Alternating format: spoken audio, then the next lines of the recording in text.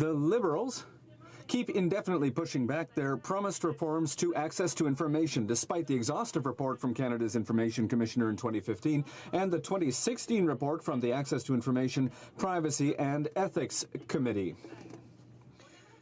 We'd like to hear the President of the Treasury Board explain this about Phase 2 parliamentarians.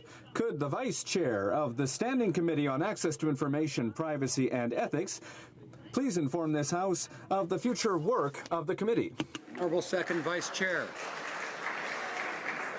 Vice Chair of the committee, I'm pleased to answer the question and teach the Prime Minister to do something he hasn't learned in 18 months, which is give a straight answer. The committee did indeed table its report last year, and in light of a recent announcement by the President of the Treasury Board that the government doesn't intend to implement its promised reforms anytime soon, some committee members moved a motion calling on the President of the Treasury Board to explain himself at committee. Now, for those who don't know, our committee has a Liberal majority, and when it came to a vote, the motion was defeated.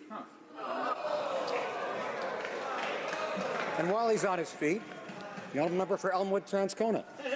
Well, Mr. Speaker, access to information reform has been studied time and again. In fact, you could say in this case it's been studied literally to death. Despite 2 recent reports and calls for reform, the President of the Treasury Board announced he's not going to be keeping his promise to introduce new legislation this spring.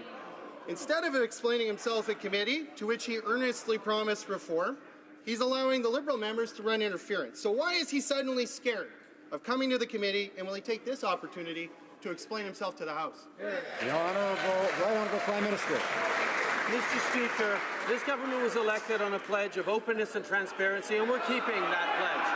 We are demonstrating a level of accountability that is going far beyond what any previous government did, and we continue to look forward to ways to improve and increase the level of transparency and accountability of this government. So I welcome the hard work done by the committee and look forward to continuing to work with all members in this House to improve the way government and indeed Parliament functions in a collaborative, respectful way.